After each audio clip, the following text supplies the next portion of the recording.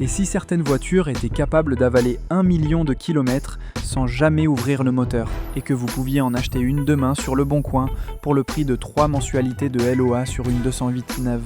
On vous vend des garanties constructeurs, des extensions hors de prix, des contrats d'entretien à 200 € par mois, pendant que, loin des showrooms, des berlines des années 90 démarrent chaque matin avec 400 000 km au compteur et un moteur d'origine jamais touché. La vérité, c'est que la fiabilité n'a pas disparu par hasard. Aujourd'hui, on va ouvrir le coffre-fort des mécanos et vous montrer 7 voitures conçues à une époque où tomber en panne signifiait disparaître du marché.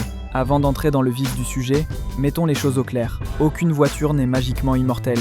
Aucun moteur ne survit à l'absence totale d'entretien.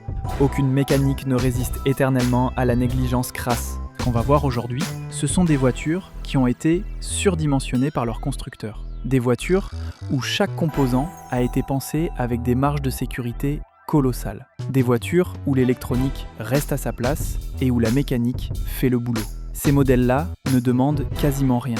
Vidange régulière, liquide propre, courroie ou chaîne surveillée. Pas de rappel massif, pas de casse-moteur à 80 000 bornes, pas de tableau de bord qui s'allume comme un sapin de Noël au premier hiver un peu rude. On parle de voitures qui finissent souvent à la casse encore roulantes, simplement parce que la carrosserie a lâché avant le moteur. La première dont on doit parler, c'est la Toyota Corolla des années 95 à 2005. Et franchement, si vous ne la connaissez pas encore, c'est que le marketing des constructeurs européens a parfaitement fait son travail pour vous la cacher. La Corolla, l'anti-star absolue du marché automobile. Pas sexy, pas excitante, pas de courbe badicheuse, pas de tableau de bord design, pas de moteur qui hurle quand on pousse le régime. Juste une berline compacte, grise ou blanche, qui fait son travail sans broncher pendant des décennies. Le secret de cette voiture se trouve sous le capot, et il tient en quelques mots. Des moteurs essence atmosphériques simples, des 1.4 et des 1.6 litres, qui utilisent une technologie éprouvée depuis des années. Beaucoup de versions sont équipées d'une chaîne de distribution plutôt qu'une courroie, ce qui élimine d'entrée le principal poste de maintenance lourde sur ce type de motorisation. L'injection est basique, il n'y a pas de turbo pour créer des contraintes thermiques, pas de gadget électronique pour tomber en panne au premier orage magnétique. Ce qui rend la Corolla véritablement increvable, c'est son surdimensionnement délibéré et la philosophie de conception que Toyota appliquait à cette époque. Les blocs moteurs 4A FE et 37Z FE, qui équipaient ces générations, utilisent des alliages d'aluminium renforcés avec chemise en fonte, une combinaison qui offre à la fois légèreté et résistance à l'usure sur le long terme. Les segments de piston sont surdimensionnés par rapport aux besoins réels du moteur, ce qui explique que la consommation d'huile reste négligeable même après 200 000 km. La culasse intègre des sièges de soupape en acier trempé qui encaissent des millions de cycles d'ouverture et fermeture sans montrer de signes de fatigue. Toyota construisait ses voitures pour les marchés émergents, l'Afrique, le Moyen-Orient, l'Asie du Sud-Est, des régions où la chaleur est écrasante, où le carburant est parfois de qualité douteuse, où l'entretien est irrégulier, voire totalement inexistant. Ces moteurs ont été conçus pour survivre à des conditions que nos routes françaises ne leur infligeront jamais. Sur le bitume bien lisse de nos nationales, avec notre gasoil de qualité et nos températures tempérées, ces moteurs sont en vacances permanentes. Ils fonctionnent à 50% de leur capacité réelle et c'est exactement pour ça qu'ils durent aussi longtemps. L'entretien se résume au strict minimum. Vidange tous les 15 000 bornes avec une huile correcte, remplacement des filtres, surveillance des niveaux. Les pannes graves sont tellement rares qu'on peine à trouver des témoignages négatifs sur les forums spécialisés. Les pièces sont abondantes, disponibles chez tous les équipementiers, et les prix sont dérisoires comparés à n'importe quelle voiture moderne. Sur Oscaro, un kit de distribution complet pour une Corolla de cette génération coûte moins de 100 €. Un embrayage complet tourne autour de 150 €. Un alternateur neuf se trouve à moins de 80 €. Essayez de faire la même recherche pour une 308 2020 et on en reparle. Beaucoup de Corolla de cette époque roulent encore aujourd'hui, avec leur moteur et leur boîte d'origine, sans avoir jamais subi de réparation lourde. On parle de véhicules qui cumulent 300 000, 400 000, parfois 500 000 km avec la même mécanique. Le premier propriétaire a payé la taxe de vanité en achetant neuf, le deuxième a profité d'une décote raisonnable, et le troisième ou quatrième propriétaire récupère un diamant brut pour 3 000 € sur le Bon Coin. L'argent économisé par rapport à un leasing mensuel part dans la vraie vie. Les vacances, les loisirs, l'épargne, tout sauf les intérêts bancaires d'un organisme de crédit qui vous fait payer 3 fois le prix réel du véhicule sur 60 mois. Et vous savez quoi ? Pendant qu'on parle de voitures qui ne tombent jamais en panne, restez jusqu'au bout parce qu'on va voir une Allemande qui a servi de taxi dans le monde entier et qui refuse obstinément de mourir. Cette Allemande, c'est la Mercedes classe E W124, produite entre 85 et 96, à une époque où Mercedes construisait des voitures pour durer 30 ans, et pas pour un cycle de leasing de 36 mois. La W124 représente l'apogée de la philosophie Mercedes old school, surqualité des matériaux, tolérance mécanique généreuse, absence quasi totale d'électronique superflue. Les versions qui nous intéressent particulièrement sont les diesels atmosphériques, 200D, 250D, 300D. Ces moteurs à bloc fonte OM601, OM602 et OM603 sont d'une robustesse légendaire et le terme n'est pas galvaudé ici. Ils ont été conçus avec des tolérances tellement larges que l'usure normale met des centaines de milliers de kilomètres à se faire sentir. La pompe à injection Bosch mécanique qui équipe ces motorisations est un chef-d'œuvre de précision allemande, capable de fonctionner pendant un demi-million de kilomètres sans intervention autre que le remplacement des filtres à gasoil. Le système de préchauffe à bougie incandescente est d'une simplicité redoutable. Des résistances chauffantes dans la chambre de précombustion, un relais temporisé et c'est tout. Pas d'algorithme de gestion sophistiqué, pas de calculateur qui décide quand préchauffer en fonction de 12 paramètres différents. Les chambres de combustion à préchambre de ces diesels offrent un fonctionnement plus doux et moins brutal que les diesels à injection directe modernes, ce qui réduit les contraintes mécaniques sur l'ensemble du bloc moteur. La boîte de vitesse manuelle ou automatique qui accompagne ces moteurs utilise des engrenages surdimensionnés, des synchroniseurs en bronze de forte épaisseur et des roulements capables d'encaisser des couples bien supérieurs à ce que le moteur peut produire. Ces voitures ont servi de taxi dans le monde entier et ce n'est absolument pas un hasard. De Beyrouth au Caire, de Johannesburg à Téhéran, les W124 ont transporté des millions de passagers dans des conditions que vous n'imaginez pas. Démarrage à froid quotidien, longs trajets sur des routes défoncées, charges lourdes permanentes, entretien minimal quand il y en avait un. Et pourtant, ces moteurs continuaient de tourner. En France, avec notre réseau routier impeccable, notre gasoil aux normes européennes et nos hivers relativement doux, une W124 diesel est pratiquement inusable si vous respectez le minimum syndical de l'entretien. 500 000 km sur ces motorisations, ce n'est pas un exploit, c'est juste le rodage qui se termine. Les passages au garage se comptent sur les doigts d'une main pour les vraies réparations. On parle de vidange, de freins, de pneus, du consommable basique que n'importe quelle voiture nécessite. L'électronique de la W124 est quasi inexistante par rapport aux standards actuels. Pas de calculateur moteur hyper sophistiqué qui plante au premier bug, pas de multiplexage des signaux électriques qui transforme un fusible grillé en diagnostic à 300 €. Pas de capteur partout qui génère des codes erreurs fantômes. Quand quelque chose ne va pas sur une W124, c'est généralement visible, audible ou palpable. Un mécano compétent peut diagnostiquer la plupart des problèmes sans ordinateur, avec ses yeux, ses oreilles et ses mains. Cette simplicité a un prix sur le marché de l'occasion. Les belles W124 diesel commencent à devenir des collectors et les prix montent. Mais on trouve encore des exemplaires corrects entre 4 et 8 000 €, ce qui reste infiniment plus raisonnable qu'un SUV moderne sous perfusion électronique. Le talon d'Achille de la W124, puisqu'il faut être honnête, c'est la corrosion sur certains exemplaires mal entretenus et les flexibles de frein qui vieillissent. Sur les versions à injection mécanique, l'injection elle-même est d'une fiabilité redoutable, mais demande un spécialiste quand il faut intervenir. Même en comptant une révision complète du circuit de freinage et un traitement anti-corrosion, on reste à des années-lumière du coût de possession d'une berline moderne équivalente. Pendant qu'on parle de voitures qui traversent les décennies sans sourciller, abonnez-vous à Tour Moteur si ce genre de contenu vous parle, parce qu'on a encore 5 pépites à voir ensemble. Troisième voiture de notre liste, et celle-là vient du Grand Nord, la Volvo 240 ou sa grande sœur la 740. Ces voitures sont les préférées des gens qui ne veulent plus jamais changer de voiture, et pour cause. Volvo dans les années 80 construisait des véhicules comme on construit des bunkers, solides, anguleux, fonctionnels et conçus pour survivre au pire. Le climat scandinave ne pardonne rien. Hiver à -30, routes verglacées, sel corrosif par tonnes, conducteurs qui démarrent leur voiture à froid tous les matins pendant 6 mois de l'année. Les ingénieurs suédois ont développé des mécaniques capables d'encaisser ce traitement sans broncher. Les moteurs des 240 et 740, qu'ils soient essence ou diesel, partagent une philosophie commune, la simplicité au service de la durabilité. Le moteur essence Redblock, qui équipe la majorité des 240 et 740, est une mécanique légendaire dans le monde de l'automobile ancienne. Ce bloc en fonte, avec culasse en aluminium, utilise des technologies éprouvées depuis des décennies. Arbre à cam en tête, entraîné par courroie, injection mécanique ou électronique basique selon les années, allumage électronique simple. La particularité du Redblock, c'est son surdimensionnement massif. Les parois du bloc sont épaisses comme sur un moteur de camion. Les roulements de vilebrequin sont dimensionnés pour des charges bien supérieures à ce que le moteur produit réellement. Les biaises des pistons sont forgées dans des aciers de haute qualité.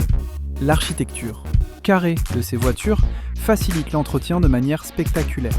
Tout est accessible, tout se démonte logiquement, tout se remplace sans avoir besoin de déposer le moteur pour changer une durite. Les compartiments moteurs sont vastes, les composants sont disposés de façon rationnelle, le mécanicien amateur peut intervenir sur la plupart des opérations d'entretien avec des outils basiques. La sécurité passive de ces Volvo est massive. Le châssis est un des plus solides jamais construits pour une voiture de série de cette époque. Les longerons avant sont dimensionnés pour absorber des chocs frontaux violents. La cellule habitacle est conçue comme une cage de protection autour des occupants. Ces véhicules encaissent les chocs avec une efficacité qui fait passer certaines voitures modernes, pourtant bardées d'airbags, pour des boîtes en carton. En France, les moteurs Volvo de cette génération sont perpétuellement sous-exploités. Conçus pour survivre à des températures extrêmes et à des conditions d'utilisation brutales, ils se retrouvent à rouler sur des routes tempérées avec un entretien régulier. Résultat, ils ne meurent jamais. On trouve des 240 et des 740 avec plus de 500 000 km au compteur, moteurs et boîtes d'origine, qui continuent de démarrer chaque matin comme si de rien n'était. Ces voitures ne sont pas rapides, elles ne sont pas modernes, elles ne sont pas sexy avec leur ligne de réfrigérateur sur roue, mais elles sont increvables, au sens propre du terme. Le marché français de la Volvo ancienne est particulier. On trouve des exemplaires dans des états très variables, depuis l'épave rouillée à 500 € jusqu'à l'exemplaire de collection restauré à 15 000 €. Le sweet spot se situe autour de 3 à 5 000 € pour une 240 ou 740 en bon état mécanique, avec quelques imperfections cosmétiques acceptables. L'entretien courant est accessible. Les pièces ne sont pas les moins chères du marché, mais restent raisonnables. Et la communauté de passionnés Volvo en France est active et dispose de bonnes adresses pour les pièces spécifiques. Le point de vigilance sur ces voitures concerne principalement la corrosion, surtout sur les ailes avant et les bas de caisse, ainsi que les systèmes d'injection sur les versions les plus sophistiquées. Mais même avec quelques réparations de carrosserie à prévoir, le coût total de possession sur 10 ans reste ridicule comparé à une voiture moderne. Quatrième voiture, et celle-là va surprendre parce que c'est une française, et une vraie, la Peugeot 406, surtout en motorisation diesel ancienne. Oui, une française dans une liste de voitures increvables, et non, ce n'est pas une erreur. La 406 représente un moment particulier de l'histoire Peugeot, une époque où le constructeur sochalien savait encore fabriquer des voitures robustes destinées aux gros rouleurs. Les moteurs diesel atmosphériques ou HDI de première génération, qui équipaient ces berlines, ont fait leurs preuves sur des centaines de milliers de kilomètres, dans des conditions d'utilisation intensives. La 406 a été la voiture des commerciaux français pendant des années, et ce statut de voiture de flotte n'est pas anodin pour la fiabilité. Quand un constructeur sait que ces voitures vont être utilisées intensivement par des professionnels qui comptent leurs frais au centime, il a intérêt à soigner la robustesse mécanique. Des flottes entières ont sillonné le réseau routier national, avalant les kilomètres d'autoroute entre deux rendez-vous clients, démarrant à froid tous les matins dans des parkings de zones industrielles, chargeant le coffre jusqu'à la gueule avec des échantillons et des catalogues. Elle a servi de taxi dans de nombreuses villes de province où les chauffeurs n'ont pas les moyens de changer de voiture tous les 3 ans. Elle a transporté des familles en vacances avec coffre plein et galerie chargée sur des trajets de 1000 km vers l'Espagne ou l'Italie. Et elle a fait tout ça sans être fragile, sans être capricieuse, juste en étant efficace. Les moteurs HDI de première génération, notamment le 2.0 HDI 90 et 110 chevaux, utilisent un système d'injection Common Rail Bosch, encore relativement simple, comparé aux générations suivantes. Les injecteurs haute pression sont certes plus sophistiqués que les injections mécaniques anciennes, mais ils restent facilement remplaçables et disponibles en échange standard à des prix raisonnables. Le turbocompresseur à géométrie fixe qui équipe ces versions est moins sujet aux pannes que les turbos à géométrie variable des générations suivantes. L'électronique de la 406 reste limitée comparée aux standards actuels, ce qui est une bénédiction pour la fiabilité long terme. Le multiplexage n'est pas encore omniprésent, les calculateurs sont basiques et programmés, avec une logique de fonctionnement qui privilégie la robustesse plutôt que l'optimisation poussée. Les capteurs sont peu nombreux et facilement accessibles pour le remplacement. Les kilométrages de 300 000 à 500 000 km sont courants sur les 406 diesel bien entretenus. Le coût d'entretien reste dérisoire grâce à l'abondance des pièces de rechange. Sur Mister Auto ou Oscaro, un kit de distribution pour 406 HDI coûte moins de 100 €. Un embrayage complet se trouve autour de 150 €. Les plaquettes de frein, les filtres, les consommables courants sont disponibles partout et à des prix défiant toute concurrence. La voiture se répare facilement dans n'importe quel garage de France parce que tous les mécanos de plus de 40 ans ont travaillé sur des 406 pendant des années. Le point faible historique de la 406, c'est la qualité de certains équipements intérieurs et quelques soucis électriques sur les versions les plus chargées en options. Le ciel de toit qui se décolle, les joints de porte qui vieillissent mal, les plastiques d'habitacle qui marquent. Mais ce sont des désagréments cosmétiques, pas des problèmes mécaniques. Le moteur, la boîte, la transmission continuent de fonctionner imperturbablement, même quand la garniture de pavillon pendouille. Sur Le Bon Coin, une 406 diesel en bon état se négocie entre 1 500 et 3 000 € selon le kilométrage et l'état général. Pour ce prix-là, vous avez une berline spacieuse, confortable sur autoroute, économe en carburant et capable de vous emmener au bout du monde sans vous ruiner en réparation. Et vous savez ce qui est fou ? Pendant qu'on parle de voitures françaises fiables, il existe une japonaise qui a poussé l'obsession mécanique tellement loin qu'elle en est devenue une légende dans le monde entier. Cette japonaise, c'est la Honda Civic des années 96 à 2005. Et Honda, c'est l'obsession mécanique incarnée. Les ingénieurs japonais de cette époque ont développé des moteurs essence atmosphériques dont la précision d'usinage relève de l'horlogerie. Les blocs moteurs de la série D et B qui équipaient ces Civics utilisent des procédés de fabrication empruntés à l'aéronautique. Usinage à commande numérique avec des tolérances au centième de millimètre, équilibrage dynamique des vilebrequins, rodage en usine selon des protocoles stricts. Les tolérances moteurs sur ces mécaniques sont extrêmement faibles, ce qui signifie que chaque piston, chaque segment, chaque soupape s'ajuste avec une exactitude millimétrée. Les chemises de cylindres sont plaquées au nickel silicium, un traitement de surface qui réduit les frottements et améliore la dissipation thermique. Ces moteurs adorent les régimes élevés. Ils sont conçus pour tourner vite et proprement, sans s'encrasser, sans s'user prématurément. Les soupapes en acier forgé supportent des régimes de rotation que la plupart des moteurs européens équivalents ne pourraient pas encaisser sans casse. Le système de rappel de soupape utilise des ressorts hélicoïdaux surdimensionnés, qui conservent leur tension élastique même après des centaines de milliers de cycles. La technologie VTEC, qui équipe certaines versions de Civic, représente une prouesse d'ingénierie. Un système de distribution variable qui permet d'optimiser le comportement moteur sur toute la plage de régime. Et malgré cette sophistication mécanique, la fiabilité reste exceptionnelle, parce que Honda a conçu le système pour durer. La distribution est fiable, la boîte de vitesse encaisse les passages rapportés sans broncher, l'embrayage dure dans le temps. Les pannes lourdes sur les Civics de cette génération sont tellement rares qu'elles font figure d'exception statistique. Ce que demande une Civic pour rester éternellement en forme, c'est simplement des vidanges régulières avec une huile de qualité. Ces moteurs haute précision n'aiment pas l'huile cheap ou les intervalles de vidange trop espacés. Mais respectez ce minimum et vous aurez une voiture capable de dépasser les 400 000 km sans ouverture moteur. La communauté Honda en France est active et passionnée. Les forums regorgent de témoignages de propriétaires qui cumulent des kilométrages astronomiques avec leur Civic sans jamais avoir connu de panne majeure. Sur le marché de l'occasion, la Civic de cette époque se trouve entre 2 000 et 5 000 € selon l'état et le kilométrage. Les versions les plus recherchées, comme la Type R, peuvent atteindre des prix collector, mais les versions standards restent très accessibles. L'entretien est raisonnable, les pièces sont disponibles, et la voiture offre un agrément de conduite supérieur à la plupart de ses concurrentes grâce à sa mécanique racée et son châssis bien équilibré.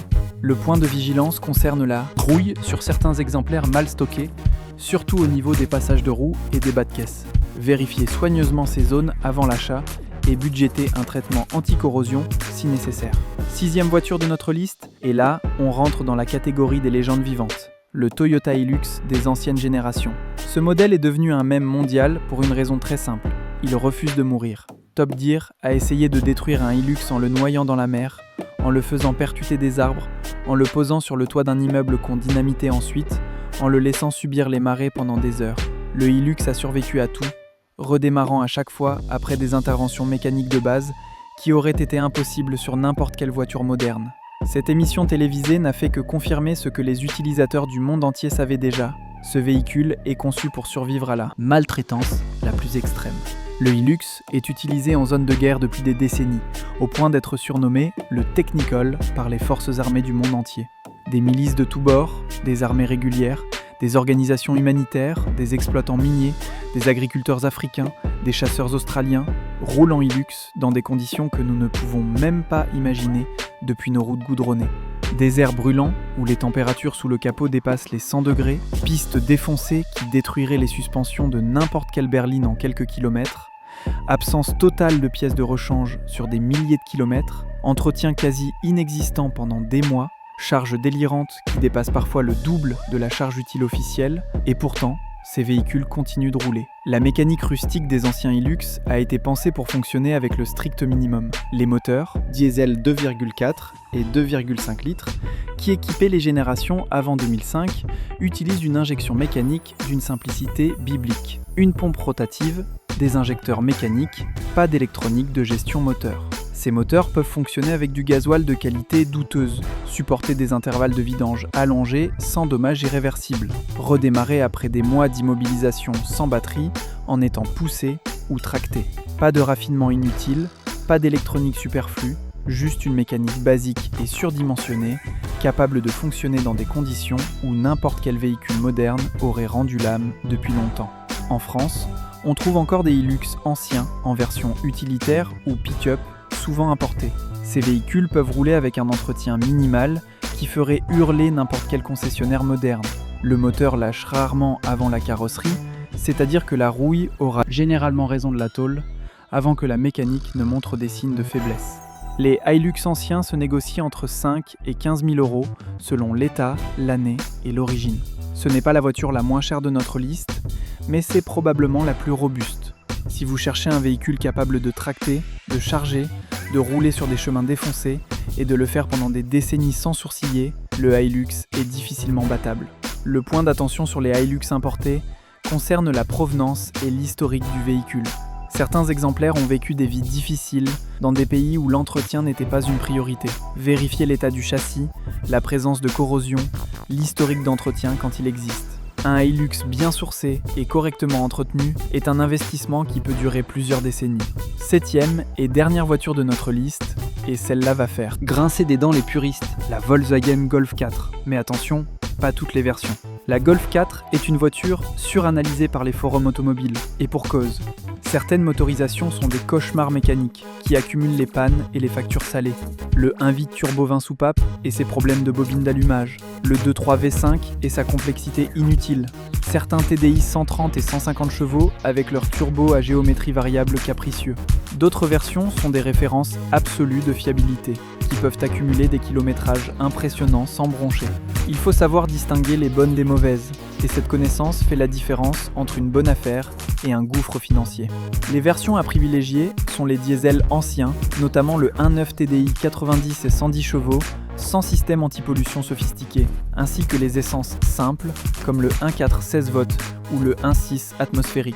Le moteur 1.9 TDI dans ses versions les plus basiques utilise une pompe à injection Bosch VP37 d'une fiabilité éprouvée, des injecteurs à commande électromagnétique simple et un turbo à géométrie fixe qui ne pose quasiment jamais de problème.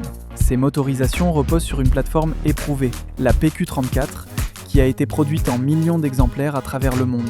Volkswagen, Audi, Seat et Skoda ont utilisé cette base technique pour des dizaines de modèles différents, ce qui a créé un écosystème de pièces détachées absolument gigantesque. Cette production massive a un avantage colossal pour l'acheteur d'occasion. Les pièces sont disponibles absolument partout, dans tous les casses auto de France, chez tous les équipementiers, à des prix défiant toute concurrence. Un alternateur pour Golf 4 coûte moins de 50 € sur Oscaro. Un démarreur se trouve à 40 €. Les filtres, les plaquettes, les consommables courants sont d'une accessibilité totale.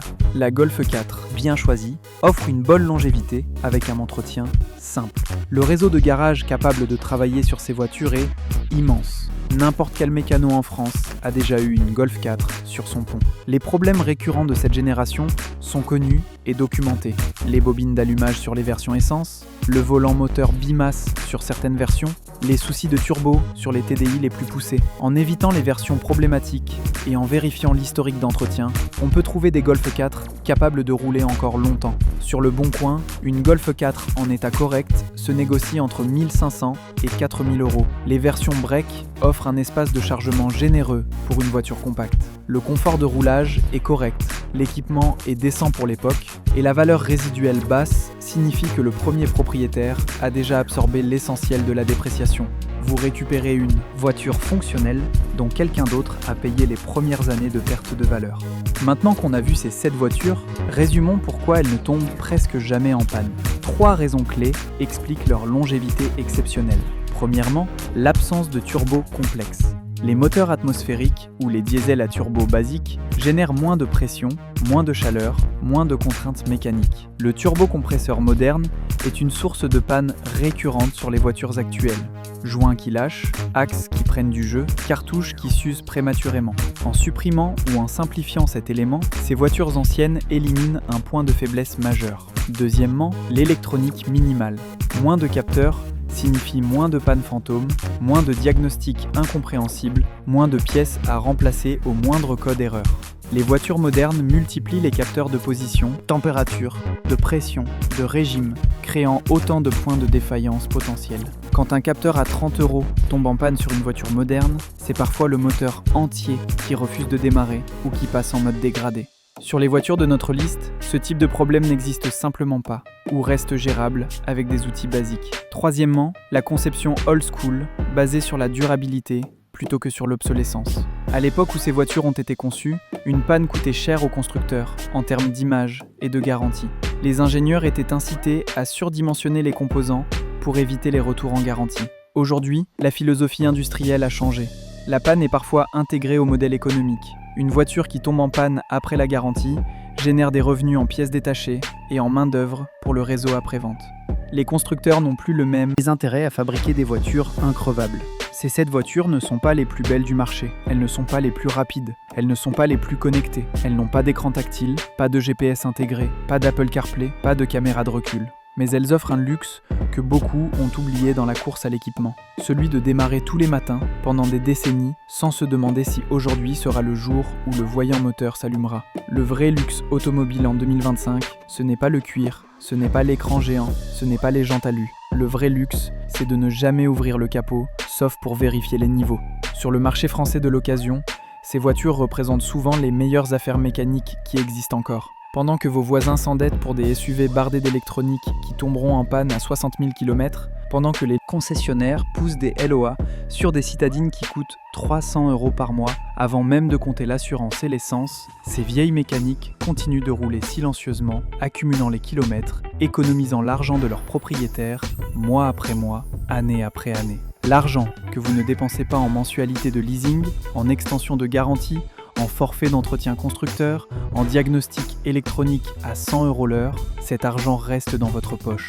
Il peut financer vos vacances, votre épargne, les activités de vos enfants, un bon restaurant de temps en temps. Au lieu de nourrir les intérêts d'un organisme de crédit qui vous fait payer le triple du prix réel d'une voiture sur 5 ans, vous roulez dans un véhicule payé comptant, qui ne vous doit rien et à qui vous ne devez rien. Si vous cherchez une voiture qui va vous laisser tranquille, une voiture qui ne vous obligera pas à devenir expert en diagnostic électronique ou à prendre un abonnement premium chez votre concessionnaire, regardez en arrière plutôt qu'en avant. Les meilleures mécaniques ont déjà été construites. Elles roulent encore aujourd'hui, patientes, fiables, increvables, et elles attendent que quelqu'un les récupère sur le bon coin pour leur offrir une deuxième, une troisième, parfois une quatrième vie. La Toyota Corolla, qui a transporté une famille japonaise pendant 15 ans, n'a pas dit son dernier mot. La Mercedes W124, qui a été taxie à Stuttgart, peut encore faire 10 ans de bons et loyaux services en Bretagne. La Peugeot 406 du commercial, qui a avalé les autoroutes entre Lyon et Paris, est prête à reprendre du service pour quelqu'un qui sait reconnaître la vraie fiabilité derrière le kilométrage au compteur. Ces voitures ne vous mentiront pas. Elles n'ont pas besoin de storytelling marketing pour prouver leur valeur. Leur histoire se lit dans les centaines de milliers de kilomètres. Au compteur, dans les carnets d'entretien, où les seules interventions sont des vidanges et des freins, dans les témoignages de propriétaires qui roulent depuis 20 ans sans avoir jamais connu la dépanneuse. La fiabilité moderne se vend avec des garanties, des contrats, des assurances, des extensions payantes. La fiabilité ancienne se prouvait par les faits, par les kilomètres, par les années. Et devinez laquelle de ces deux fiabilités continue de rouler encore aujourd'hui.